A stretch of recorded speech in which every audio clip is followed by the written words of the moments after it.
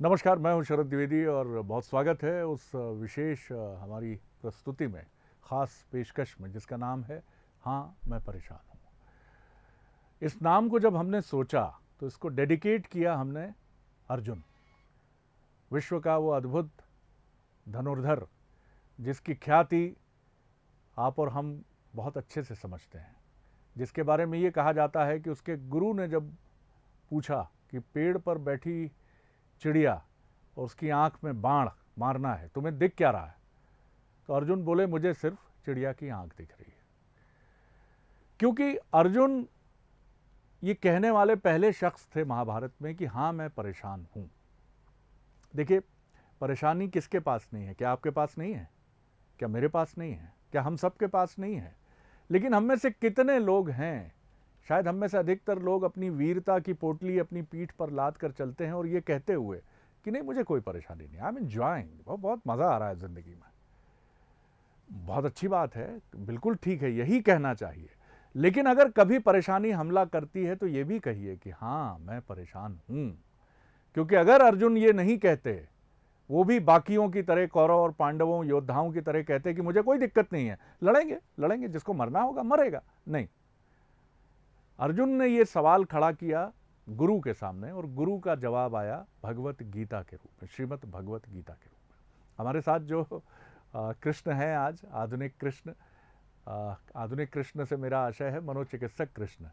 वो एक युवा मनोचिकित्सक ख्यातिलब्ध देश के हैं ही, बंसल सुपर स्पेशलिटी हॉस्पिटल से ताल्लुक़ रखते ही हैं, लेकिन एक बहुत एक्टिविस्ट चिकित्सक हैं वो। डॉक्टर सत्यकांत त्रिवेदी, बहुत स्वागत करता हूँ सर। और चूँकि जब हम ये बात कर रहे हैं तो हम खड़े हैं बिल्कुल मुहाने पर शिक्षक दिवस के। आप काउंसलिंग भी करते हैं। आज मैं उन लोगों के लिए ये बात करना चाहूँगा जो सीखने में जिनको कहीं समस्या होती है। वो कम उम्र के लोग भी हैं, वो बड़ी उम्र के लोग भी हैं। उनको सीखने में प्रॉब्लम है, लर्निंग में दिक्कत है। जैसे अभी हमने देखा कोरोना में कंप्यूटर या आईटी इनेबल्ड मोड का ज़्यादा इस्तेमाल हुआ। मुझे डर लगने लगता है, मेरी उम्र 45 से ज़्यादा है, मैं नहीं कर पाऊँगा, ये कैसे समझूंगा मैं, ये छोटे से कंप्यूटर, मोबाइल और लैपटॉप को मैं कैसे हैंडल करूँगा। ये कितनी बड़ी समस्या है और क्या समाधान दिखता है? देखिए शरद जी, आपने बहुत वाजिब प्रश्न यहाँ पर उठाया है। मैं ये कहना चाहता हूँ कि सीखने के लिए जो सबसे बड़ा रोड़ा है, वो चाहे कोई भी उम्र है, वो है कहीं ना कहीं ये स्वीकार कर पाने की अक्षमता कह लें या एक शर्म संकोच कह लें कि मुझसे ये नहीं आता। आपसे ये आता है, हाँ मुझे आता है, हाँ मुझे आता है। तो ये जो सबसे बड़ा रेजिस्टेंस हम क्रिएट कर लेते हैं डिनायल मोड में जा करके, इसके बाद हम सारे दरवाजे बंद कर लेते हैं। अभी बहुत सारे लोग मेरे पास आए, मैं आप टीचर्स की बात कर रहे हैं तो बहुत सारे टीचर्स आए, लगभग वो 50-55 की उम्र के थे। 2-3 केसेस ऐसे आए जब उन्हें ऑनलाइन क्लासेस लेने की बारी आई तो उन्होंने खुद को अक्षम महसूस किया। वो इतना ज़्यादा परेशान हो गए कि उनकी नींद कम होने लगी, गुस्सा, इरिटेशन आने लगा, डिप्रेशन, आत्महत्या तक के विचार उन्हें आने लगे, सिर्फ इस रेजिस्टेंस की वजह से कि मैं ये एडेप्टेबिलिटी कैसे लाऊं। क्योंकि उन्होंने एक वे ऑफ लिविंग फिक्स कर लिया था कि मुझे ऐसे जीना है, ये क्लास पैटर्न है, कंप्यूटर का ज़माना आया, उन्होंने नई एडेप्टेबिलिटी नहीं करी और अचानक जब आया और समहाउ कहीं ना कहीं जो इंडक्शन प्रोग्राम्स होने चाहिए थे वो भी मिसिंग थे, उन्हें भी सिखाया जाना चाहिए था। हम सिर्फ उन्हें जज नहीं कर सकते, हमें ये भी कहना होगा कि ये साथ में उन्हें सिखाया जाना चाहिए था, जो कि मिसिंग पार्ट था। तो उसकी वजह से वो नहीं सीख पाए और अब जब सामना करना पड़ा तो फिर उन्हें दिक्कत होने लगी। तो मुझे ऐसा लग रहा है कि जो पहला स्टेप है, मैं सभी दर्शकों को बताना चाहता हूँ कि वो स्वीकार करें कि हाँ मुझसे ये नहीं आता। ये जब स्वीकार्यता आप लाएंगे अपने मन में, तभी आगे का स्टेप होगा जब हम सीख पाएंगे। बहुत इंपॉर्टेंट पॉइंट है। तो पहले तो मानिए अर्जुन की तरह, फिर देखिए बात वही आ गई कि मुझसे नहीं होता। एक छोटा सा उदाहरण डॉक्टर साहब आपके साथ भी शेयर करता हूँ, व्यूवर्स के साथ भी। जब ब्रॉडकास्टिंग में मैं आया तो उर्दू का तलफ़ुज़ बड़ा कमज़ोर था, कदम, गलत, गज़ल, क़िला। तो बड़ी एक दिन की थी, सीनियर ने बड़ा मजाक भी उड़ा दिया कि आप उर्दू का तलफ़ुज़ ठीक नहीं बोल सकते। बहुत डिप्रेशन भी हुआ, लेकिन उसमें गोता लगाया, थोड़ी बहुत कोशिश की। और आज एक शेर भी हमने पढ़ा जिसको बड़ा अप्रिशिएट किया कि तुझ लब की सिफत लाल बदख्शां से करूँगा, जादू हैं तेरे नैन गज़ाला से कहूँगा। तो फिर इस तरह का एक शेर भी सामने आया। तो पहले तो ये मानना, तो आप भी मानिए और व्यूअर्स अपने सवाल भी कर सकते हैं, क्योंकि डॉक्टर साहब का बड़ा ही इनोवेटिव एक तरीक़ा है जिसका मैं बहुत बड़ा प्रशंसक हूँ। तो ये जो नंबर्स आपकी स्क्रीन पे फ्लैश हो रहे हैं आप देखिएगा, लेकिन खुलकर पूछिएगा सर, कोई झिझक मत कीजिएगा। ज़िंदगी में ज़िंदगी जिंदा दिली का नाम है, तो बस उसी को ध्यान में रखिएगा, कोई शर्म नहीं, कोई झिझक नहीं। ये जो तंत्र है सर हमारा, आपको लगता है क्या ये उसका भी प्रॉब्लम है कि हम सिखाने पर जोर देते हैं तो बड़ा ही ऑर्थोडॉक्स, बड़े पारंपरिक टूल और तरीके होते हैं जिसमें प्रेशर सीखने वाले पर बहुत ज़्यादा होता है?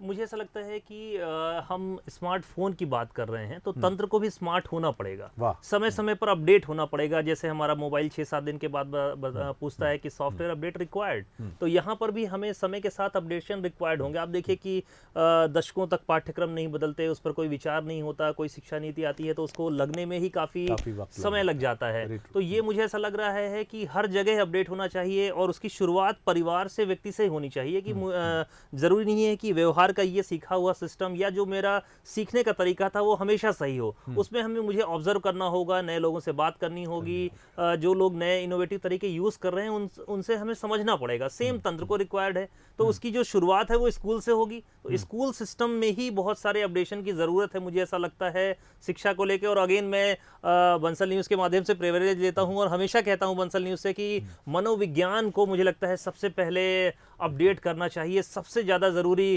कंपोनेंट अभी यही, अगर मैं अपडेट की बात करूं, सबसे इंपॉर्टेंट सॉफ्टवेयर जो अभी शिक्षा प्रणाली से मिसिंग है वो है मनोविज्ञान का। बिल्कुल आपने ठीक कहा। और अभी रिसेंटली एक वर्कशॉप में हम थे जिसमें स्कूलों में जो स्मार्टफोन से पढ़ाई है उसको लेकर डॉक्टर साहब, तो उसमें यूनिसेफ और एक एनजीओ के ज़रिए जो बात हुई, उसमें स्कूल एजुकेशन डिपार्टमेंट के सेक्रेटरी भी थे मध्य प्रदेश के। तो हमने उसमें ये सुझाव भी रखा कि स्कूलों में अब मनोचिकित्सक की मौजूदगी, भले ही आप बहुत कम है उनका एक्सेस हमारी पॉपुलेशन को ही, तो आप कम से कम सप्ताह में 1 या 2 दिन किसी मनोचिकित्सक से बच्चों का संवाद कराएं, तो ये एक बहुत ज़रूरी प्रक्रिया। हमारा ये सिस्टम वल्नरेबल, संवेदनशील कैसे हो कि जिससे सिखाने वाले पर भी दबाव संतुलित हो और सीखने वाले पर भी दबाव संतुलित हो। क्योंकि ऐसा लगता है कि अगर मैं यहाँ फेल हो गया, जैसे पढ़ाई की ही मैं बात करूँ, तो एक बड़ा प्रेशर है अब, जो मेरी जनरेशन पे शायद उतना नहीं था और मुझसे पहले की जनरेशन पर तो शायद बहुत ही कम था। लेकिन आज की जनरेशन पर यह है कि आपको पूरे समय पढ़ाई करना है और पढ़ाई करके भी 90% प्लस मार्क्स लेके आने हैं। तो टीचर्स भी प्रेशर में है, बच्चे भी प्रेशर में हैं, और एंड रिजल्ट हम देखते हैं कि एक सक्सेसफुल इंजीनियर तो मिल जाता है, डॉक्टर भी मिल जाता है, तमाम प्रोफेशनल्स मिल जाते हैं, लेकिन कहीं मनोविकार के साथ शायद। जी हाँ, निश्चित तौर पर शरद जी, मुझे ऐसा लगता है कि जो सबसे बड़ा प्रॉब्लम है इस समस्या को लेकर के, वो ये मैं कह सकता हूँ कि पहले जो हमें मानसिक हमारी भूख थी वो थी स्नेह, प्यार, सम्मान, आपसी जुड़ाव। लेकिन अब अगर हम देखें तो वो शिफ्ट होता जा रहा है सेंस ऑफ सेल्फ वर्थ पर। बिल्कुल ठीक। और सेंस ऑफ सेल्फ वर्थ इस समय डिपेंड हो गई एक्सटर्नल वैलिडेशन पर। मुझे शरद जी का वैलिडेशन चाहिए कि मैं बहुत अच्छा डॉक्टर हूं, मेरे परसेंटेज बहुत अच्छे आए।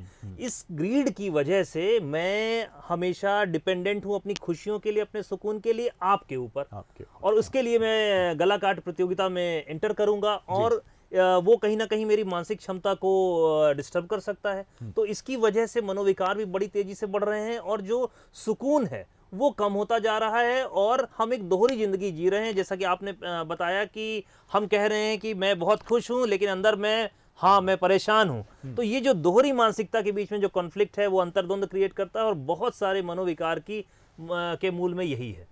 सोल्यूशन आप क्या देखते हैं? पहले तो हम ये माने कि हाँ कुछ उलझन है तो पेरेंट्स का समझाने का तरीका बहुत ही पारंपरिक है और वो कई बार अनजाने में और प्रेशर क्रिएट करता है। तो मनोचिकित्सक या साइकोलॉजिस्ट के पास जाना ही, मनोचिकित्सक या मनोवैज्ञानिक के पास जाना ही बेहतर विकल्प है ऐसी परिस्थिति में? मुझे ऐसा लगता है कि मैं आपका हमेशा से एक आप बहुत बढ़िया लाइन कहते हैं कि हर इंसान को खुद का मनोचिकित्सक जरूर बनना चाहिए। क्या बात। तो पर्सनालिटी जो है उसमें हमें ये पार्ट होना चाहिए कि हम क्या सही कर रहे हैं, क्या गलत कर रहे हैं, और लोगों को जज करने से बचे। चूंकि आपने यहाँ बात पेरेंट्स की करी है, तो अगर आप एक पेरेंट के रूप में शरद जी मुझे समझा रहे हैं, हो सकता है कि वो टेक्निकली कुछ गड़बड़ हो, लेकिन मैं उसे गड़बड़ जज ना करते हुए ये मानूंगा कि वो आपकी व्यक्तित्व की सीमाएं हो सकती हैं या आपकी समझ की सीमाएं हो सकती हैं, लेकिन आपका भाव मेरे प्रति गलत नहीं है, आप मेरे अच्छे के लिए कह रहे हैं। तो मैं उसे अपने भावनात्मक इंजुरी या स्वाभिमान या अहंकार पर ठेस नहीं पहुंचाऊंगा। मुझे लगेगा नहीं, इस व्यक्ति का जो भाव है वो बहुत अच्छा है, हो सकता है तरीका डिफरेंट हो। तो मुझे ऐसा लगता है कि ये हर युवा को समझना होगा कि बहुत सारे लोग आपके हितैषी हो सकते हैं, हो सकता है उनके शब्दों का चुनाव, उनका तरीका गड़बड़ हो, लेकिन उनका भाव गड़बड़ नहीं है। एक कॉलर हमारे साथ जुड़ रहे हैं, जगन्नाथ सिंह हैं सागर से, बुंदेलखंड से ये पहली कॉल है, हमारे कॉलर हैं हमारे साथ जी। बताइए जगन्नाथ जी, क्या क्या पूछना चाहते हैं डॉक्टर साहब से, संक्षेप में, प्रिसाइसली, जल्दी बोलिए जी। डॉक्टर साहब नमस्कार। जी नमस्कार जगन्नाथ जी। सर मैं जगराज सिंह गांधी ठाकुर सागर से बात करूं। सर मैं ये कह रहा हूं, जैसे अभी स्कूल खुले हैं और बच्चों को बुखार आ रहा है तो पहुंचाना ठीक रहेगा क्या अभी? देखिए, दो यहाँ पर अलग अलग चीज़ें हैं। निश्चित तौर पर बुखार आना ठीक नहीं है, आपको चिकित्सक से मिलना चाहिए, लेकिन शिक्षा बहुत इंपॉर्टेंट है आपके बच्चे के लिए, ये आपको समझना होगा। क्योंकि बहुत सारे, हो सकता है आपके साथ ये बात लागू नहीं हो रही है, बहुत सारे पेरेंट्स और बहुत सारे विद्यार्थी भी एक कंफर्ट जोन में आ गए हैं। उनकी दिली ख्वाहिश है कि समहाउ स्कूल नहीं खुले, ये भी बहुत गड़बड़ है। और मुझे ऐसा लग रहा है कि अगर स्कूल और अभिभावक दोनों ही कोविड अनुकूल व्यवहार सिखाने पर अपनी ऊर्जा को व्यय करेंगे तो मुझे ऐसा लगता है बेस्ट होगा। अभी ब्लेम गेम चल रहा है कि स्कूल चाहता है कि पेरेंट्स अपनी कंसेंट दें, पेरेंट्स चाहते हैं कि स्कूल अपनी जवाबदारी ले होने की। तो बुखार आ रहा है तो बुखार पर फोकस करना है, ना कि स्कूल जाने नहीं जाने पर। आप अपने नजदीकी डॉक्टर से सलाह लें। जरूरी नहीं है कि कोविड इन्फेक्शन हो भी तो अच्छी बात है कि शुरुआती दौर में पकड़ करके उसे हम ठीक कर सकते हैं। ये बहुत अच्छी बात डॉक्टर साहब ने कही है कि जजमेंटल नहीं होना है, हमें भी नहीं होना है, चौथे स्तंभ को भी नहीं होना है। ख़ासतौर से छोटे कस्बों के या छोटे ज़िलों के जो स्कूल्स हैं, तो हम लोग जो ख़ासतौर से टेलीविज़न के प्रतिनिधि आईडी लेके पहुंच जाते हैं, कहाँ रखा भैया आपके पास, तो जेब ही नहीं है, सैनिटाइजर नहीं है, बच्चे करीब करीब से बैठा दिए हैं। ये भी नहीं करना है सर, है ना, प्रमोट करना है। आप अपनी पत्रकारिता को बिल्कुल उसको पूरी ताकत से आगे रखिए, इंटेंसिटी से, लेकिन ये भी मत करिए कि स्कूल के शिक्षक भी डिमोरलाइज हों और बच्चे भी डिमोरलाइज हों। एक संतुलन कहीं ना कहीं बना रहे। और आगे चलें डॉक्टर साहब, तो अगर मेरे मन में ये कहीं ना कहीं बाधा है कि मैं हमेशा जहाँ कहीं परीक्षा की घड़ी आती है तो मैं बहुत पीछे हटने लगता हूँ। मुझे लगता है जहाँ आपने पूछा कि शरद कितने नंबर हैं आपके और क्या करोगे आगे जाके, तो मैं हकलाने भी लगता हूँ, मेरे हाथ पैर कांपने लगते हैं। या अगर मैं ऑफिस में काम कर रहा हूँ और वहाँ भी अगर ये कह दिया कि अब हर साल एक परीक्षा होगी या हर 6 महीने में परीक्षा होगी, इंक्रीमेंट और प्रमोशन उससे तय होगा, तो भी मैं डरने लगता हूँ। ये इससे उबरने के लिए क्या करूं? ये मुझे लगता है कि बहुत बड़ी मनोरुग्णता है और जो कि अच्छे खासा इसका पालन पोषण किया गया है। क्योंकि दक्षता किस तरीके से हमारे अंदर डेवलप हो, ये कभी महिमा मंडित किया ही नहीं गया है। हमेशा परसेंटेज के आधार पर, आपके परफॉर्मेंस के आधार पर ही आपको स्कूल कॉलेजेस में एडमिशन मिले हैं। आपके जो संबंधित विषय का चुनाव है वो इसी आधार पर किया गया है। आपकी दक्षता को कभी ग्लोरीफाई किया ही नहीं गया। तो अचानक जैसे ही परीक्षा, परसेंटेज, परफॉर्मेंस, इन सब की घड़ी आती है तो बहुत सारे लोग प्रेशर में आ जाते हैं। जैसे सेल्स के बहुत सारे मेरे पास लोग आते हैं डिप्रेशन के शिकार, बच्चों को लेकर भी। और अच्छे अच्छे लोग कई बार मेरा क्या, ये सामने वाले को क्या लगेगा, क्योंकि अब ये जमाना ऐसा आ गया कि मैंने आपको 95 बोला, अरे यार 95 रैंक, हो सकता है 500 क्योंकि 99 वाले हैं, हो सकता है 100 में से एक नंबर कम वाले हों। तो इतना ज़्यादा गला काट जो प्रतिस्पर्धा हुई है और प्रतिशत को और परफॉर्मेंस को ग्लोरीफाई किया गया है, मुझे लग रहा है कि इस पर अगर हम हमला करेंगे तो बात बनेगी। अदरवाइज मैं हमेशा ये प्रेशर फील करूंगा, क्योंकि मुझे सोसाइटी में यही दिखाया जा रहा है। मुझे बचपन से लेकर के आज तक मुझे टॉफी तब मिल रही है जब मैं ब्रश अच्छे से कर रहा हूँ। मुझे हर काम में इनाम को जोड़ दिया गया है किसी भी अच्छे काम को, तो उसके लेकर के मैं प्रेशर में आ रहा हूँ। मुझे सहजता से जीने ही नहीं दिया जा रहा है। हाँ, क्या क्या, बिल्कुल बहुत सुंदर बात है। यानी ऐसा लगता है कि ये ब्रह्मांड और ये संसार तो सिर्फ सफल लोगों के लिए बना है। ऐसा नहीं, सफल लोग क्या अपने जीवन में असफल नहीं हुए, लेकिन वो अपनी असफलता का ढिंढोरा नहीं पीटते हैं। वो मुस्कुराते हुए यही कहते हैं कि मैं कमज़ोरी से डरा नहीं और मैं आगे बढ़ा और मैंने कर दिखाया। ये तो ग्लोरीफाई करना हुआ अपने को, कोई उसमें समस्या नहीं है। डॉक्टर साहब, जिस तरह से हम वीडियो गेम खेलते थे या अभी भी खेलते हैं बच्चे जो, उसमें दुख और सुख की कहानी बड़ी गुथी हुई रहती है। हमारे सिस्टम में, जैसा आपने बखूबी कहा, क्या इसकी स्कूली सिस्टम से ही शुरुआत करनी चाहिए कि सफलता और विफलता तो साथ साथ चलेंगी, लेकिन आपको लड़ना है। सफल होने पर इतराना नहीं है और विफल होने पर डरना नहीं है या मनोविकारों की तरफ नहीं जाना है। देखिए शरद जी, हमें यात्रा का आनंद लेना सिखाया ही नहीं जाता। हमें हबीबगंज से रीवा जाना है तो बस यही है कि हबीबगंज से हमें बैठना है, रीवा पहुंचना है। हमें ये बताया ही नहीं जाएगा बीच में सागर आ रहा है, कटनी आ रहा है, यहाँ पर ये मिलता है। तो मुझे ऐसा लग रहा है कि यात्रा को सिखाया जाना चाहिए और थोड़े बहुत इंड्यूस कष्ट भी दिए जाने चाहिए, अभाव भी दिखाया जाना चाहिए, चाहे वो स्कूल में हो या पारिवारिक सिस्टम में हो, तो बच्चा कहीं ना कहीं कठिनाई को देखेगा। अब समस्या ये हो रही कि हमारा जो पेरेंटिंग सिस्टम था वो एकदम डिफरेंट है, और अब हमें ऐसा है कि बहुत ही सुपरफिशियल और दिखावटी पेरेंटिंग हो रही है, जिसकी वजह से बच्चे छोटे छोटे तनाव को हैंडल नहीं कर पा रहे हैं। मोबाइल जैसे गेम ले लेने पर या छुड़ा लेने पर या मोबाइल बंद कराने पर आत्मघाती कदम उठा रहे हैं, जो कि काफ़ी दुखद है। एक कॉलर और अलवर राजस्थान से हमारे साथ जुड़े हैं, नाम मैं जान लेता। अशोक वोरा जी हमारे साथ जुड़े हैं। जी अशोक जी नमस्कार, अपना सवाल करिए जी, पूछिए। सर नमस्कार, निवेदन था डिस्ट्रिक्ट अलवर के सब डिवीजन बैरोड से पंडित अशोक वोरा इस समय जो बैठे हैं मनोचिकित्सक, उनको मैं आपके माध्यम से साधुवाद दे रहा हूँ कि अभी इन्होंने सही बता दिया ना कि बच्चा बने कसाले से और सब्जी बने मसाले से। तो वस्तुतः अभाव नहीं है, बल्कि अभाव नहीं बल्कि वो स्वभाव हो जाता है बालक का।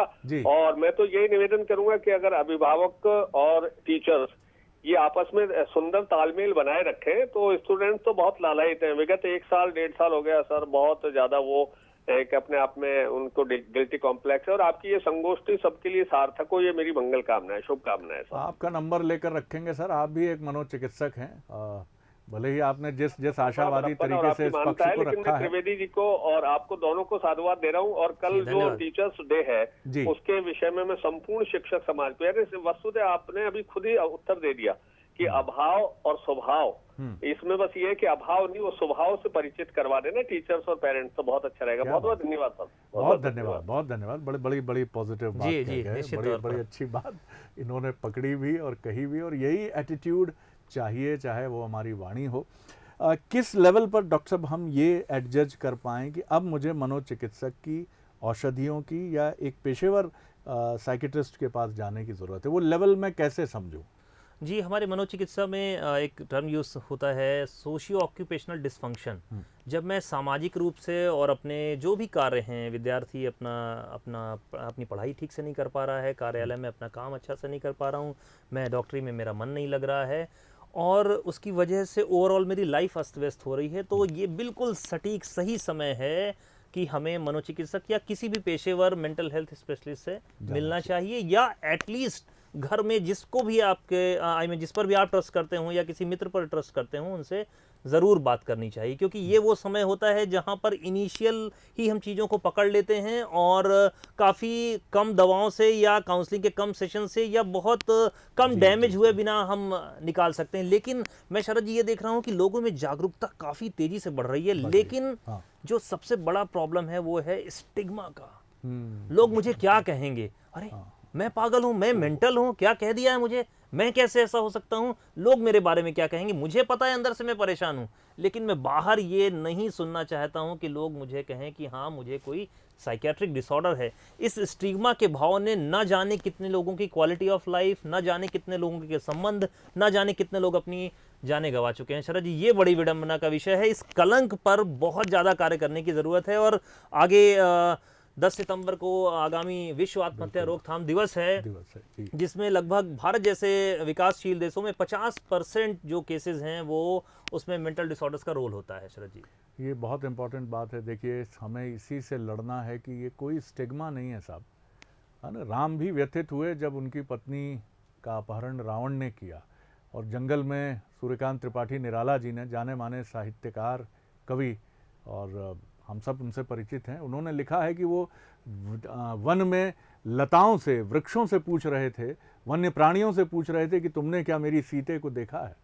तो ये घटना राम के जीवन में भी है, कृष्ण के जीवन में भी है, अर्जुन के जीवन में भी है, सचिन तेंदुलकर के जीवन में भी है, अमिताभ बच्चन के जीवन में भी है। तो आप और हम कैसे बच सकते हैं सर? हमारे जीवन में भी है, तो मानिए और किसी भी अच्छे चिकित्सक के पास जाइए। डॉक्टर साहब, आमतौर पर लोगों को ये भी लगता है कि पूरी ये मैं जानता हूँ इस चीज़ को, लेकिन मुझे लगता है कि आप और बेहतर रख पाएंगे कि एक मनोचिकित्सक कितनी गहरी कॉन्फिडेंशियलिटी हर चिकित्सक रखता है, रखना ही चाहिए। एक मनोचिकित्सक के लिए और महत्वपूर्ण हो जाता है ये कि वो अपने पेशेंट की मनोदशा को देखते हुए उसके साथ जो भी, चाहे वो अंतर संवादी सत्र हो या मेडिसिनल उसका ट्रीटमेंट हो, उसमें वो पूरा उसके साथ एक परिवार की तरह बहुत गहरा जुड़ा हो। एक में दिनेश तिवारी जी भोपाल से जुड़े हैं कॉलर। जी बोलिए दिनेश जी, जल्दी जी। हेलो। हाँ दिनेश जी बोलिए। सर नमस्कार। नमस्कार।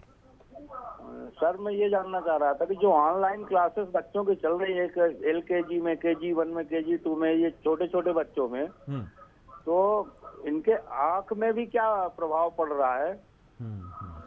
जी जी तिवारी जी, तो परेशानी होते हैं, लेकिन आंख में भी क्या उनके तकलीफ हो रही है क्या? क्योंकि बच्चे बार बार कहते हैं मेरी आंख लाल खुजला रही, तो क्या इसके लिए भी मनोचिकित्सक से या डॉक्टर से कंसल्ट करनी पड़ेगी? जी निश्चित तौर पर मैं आपकी क्वेरी के बारे में बताता हूं। मैं नेत्र रोग विशेषज्ञ तो नहीं हूं, लेकिन निश्चित तौर पर इतनी कम उम्र में बच्चों में ये लक्षण आंखों के आ सकते हैं। वहां उसके लिए आपको नेत्र रोग विशेषज्ञ से आपसे को संपर्क करना चाहिए।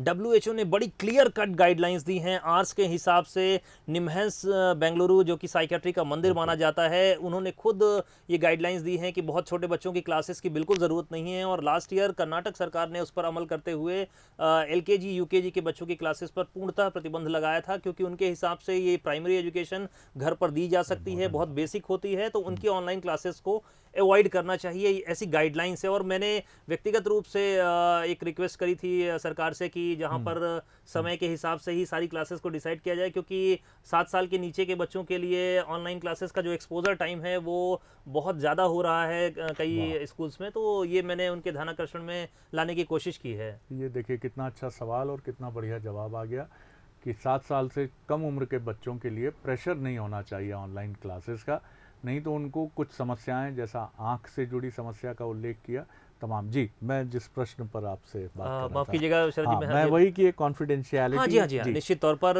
ये बहुत बड़ा कर्तव्य होता है कि कॉन्फिडेंशियलिटी हम मेंटेन करें। और कॉन्फिडेंशियलिटी वहाँ पर हम ब्रीच कर सकते हैं जहाँ पर ये बहुत मास के हित में हो और उसका कोई पर्सनल डैमेज का कहीं से कोई खतरा नहीं हो। और वो हो सकता है कि अगर आप किसी गंभीर मानसिक अवस्था में हो और आप कहीं से उस मानसिक अवस्था की वजह से कोई डैमेज हो रहा हो और वो हमें इन्फॉर्मेशन पता चले, तो वहाँ पर हम रिवील कर सकते हैं। अदरवाइज कॉन्फिडेंशियलिटी इसका सबसे इम्पॉर्टेंट पहलू होता है मनोचिकित्सक का, और वो यूजुअली कॉन्फिडेंशियलिटी को ब्रीच नहीं करते हैं। जी, फाइनली मैं आपसे ये जानना चाहूँगा कि किस तरह से आप देखते हैं कि ये जो सीखने और सिखाने दोनों से जुड़े जो प्रॉब्लम्स हैं, तकनीक से जुड़े हुए भी और अपने को प्रूव करने के लिए भी, इनसे किस तरह से कोप अप करें, हम कैसे लड़ें और कैसे आगे बढ़ें? देखिए, अनुकूलन मुझे लगता है कि हर व्यक्ति में होना चाहिए। फ्लेक्सिबिलिटी सबसे बड़ा गुण है हमारा, और जो भी नए चैलेंजेस आ रहे हैं उनको सीखने के लिए आप तैयार रहिए, क्योंकि ये हमारे लिए ज़रूरी है। इसे बोझ नहीं समझे। बहुत सारे लोग ये कहना है कि नहीं ये तो बेकार है। नहीं, इंटरनेट हमारे विकास के लिए बहुत ज़रूरी है, उसे हमें सबको सीखना होगा, क्योंकि जब सब लोग उसी पर काम करेंगे और हमसे वो नहीं बनेगा तो हम पिछड़ेंगे और अनावश्यक रूप से हमारे ऊपर प्रेशर आएगा। तो अगर हमें उस सिस्टम का हम पार्ट हैं तो उस सिस्टम से रिलेटेड सारे मुझे लगता है कि सभी तकनीक हमें पता होना चाहिए। अनुकूलन लाएं, एक रेजिस्टेंस को हटाएं कि मुझे ये नहीं करना है, मैं नहीं सीख सकता हूँ। आप सीखेंगे, ज़रूर सीख जाएंगे। जब हम पक्षियों को शब्द बोलना सिखा सकते हैं तो ह्यूमन तो सब कुछ सीख सकता है। बहुत लाजवाब बात है आपकी ये भी। कंक्लूड करते हुए मैं ज़रूर आपसे ये जानना चाहूँगा कि शिक्षक दिवस पर हमने बात की है, तो शिक्षकों के लिए और शिष्यों के लिए, टीचर्स एंड स्टूडेंट्स के लिए क्या मैसेज आप इस मौके पर कहेंगे कि वो किस तरह से टीचिंग में किस तरह का मोड ऑफ एडॉप्टेबिलिटी रखें, और जो लर्निंग के कॉर्नर पर खड़े हुए स्टूडेंट्स हैं वो अपनी स्किल को कैसे आगे ले जाएं? मैं ये मनोकामना करता हूं कि जो शिक्षक और शिष्य का जो संबंध था वो फिर से शिक्षक और शिष्य का हो जाए, जो कि फिलहाल क्रेता और विक्रेता का हो गया है। ये सबसे बड़ी विडंबना है। और मुझे ऐसा लगता है कि जागते हुए समय का लगभग 60 to 70% टाइम बच्चा अपने शिक्षण संस्थान में गुजारता है। तो टीचर्स की बहुत बड़ी जिम्मेवारी बनती है, वो एक्चुअल में अभिभावक होते हैं। और टीचर्स को जिस तरीके से अभी परिदृश्य बदला है, पहले के ज़माने में वो अपनापन रख करके डांट भी देते थे, मार भी खाते थे, मैंने भी मार खाई है। लेकिन अभी एक समहाउ एक जो दूरी बन गई है, एक हिचक आ गई है शिक्षक के मन में, वो भी कहीं ना कहीं सिस्टम से जनरेटेड है। तो ये चीज़ें खत्म होनी चाहिए, क्योंकि ऐसे में शिक्षक शिष्य से नहीं जुड़ पाएगा। और अंत में मैं अपने सारे गुरुओं को नमन करता हूँ, किसी भी स्तर पर, कैसे भी, जिन्होंने मुझे सिखाया, सबको प्रणाम है मेरी तरफ से। बिल्कुल, और मैं आपके साथ अपनी भावनाएं जोड़ूंगा डॉक्टर त्रिवेदी की उन तमाम गुरुओं को प्रणाम करते हुए। और कितनी सुंदर बात डॉक्टर त्रिवेदी ने कही है कि एक जो विद्यार्थी है वो 60 से 65% अपना जागते हुए वक्त जो उसका है, सोने के अलावा जो उसका जागृत अवस्था का समय है वो शैक्षणिक संस्थान में बिताता है। तो अभिभावक शिक्षक हो जाते हैं, लेकिन शिक्षकों का सम्मान करे समाज, शिक्षकों की सुविधाओं का, उनके मॉनेटरी बेनिफिट सहित उनके लिए एक कंजेनाइटल एटमॉस्फेयर का, ये जिम्मेदारी सरकारों की है, व्यवस्था की है। शिक्षक आज ऐसा हो गया है, जब से शिक्षक या गुरु मास्टर में बदला है तब से बहुत कुछ बदल गया है। आज शिक्षक एक काम चलाऊ व्यवस्था हो गया है। माफ़ कीजिएगा, शिक्षक दिवस पर कम से कम ये संकल्प हम ज़रूर लें कि उसके उस गौरव की हम वापसी ज़रूर करें। और शिक्षक क्रेता विक्रेता का संबंध मैं फिर डॉक्टर त्रिवेदी की बात दोहराऊंगा, क्रेता विक्रेता, खरीदार और बिक्री करने वाले का संबंध ना हो, ईश्वर न करे कभी हो, और ये संबंध गुरु और शिष्य का संबंध हो। मैं बहुत धन्यवाद देता हूँ डॉक्टर त्रिवेदी, आपसे बात करना हमेशा एक आध्यात्मिक अनुभव भी होता है। मनोचिकित्सक तो आप लाजवाब हैं ही, लेकिन एक बहुत गहरे समाज की पीड़ा में उतरे व्यक्तित्व से भी मैं रूबरू होता हूँ। बहुत धन्यवाद, बहुत धन्यवाद। और इजाज़त दीजिए, हमें फिर मिलेंगे अगले सप्ताह आपसे इसी मंच पर एक और नए विषय के साथ। नमस्कार।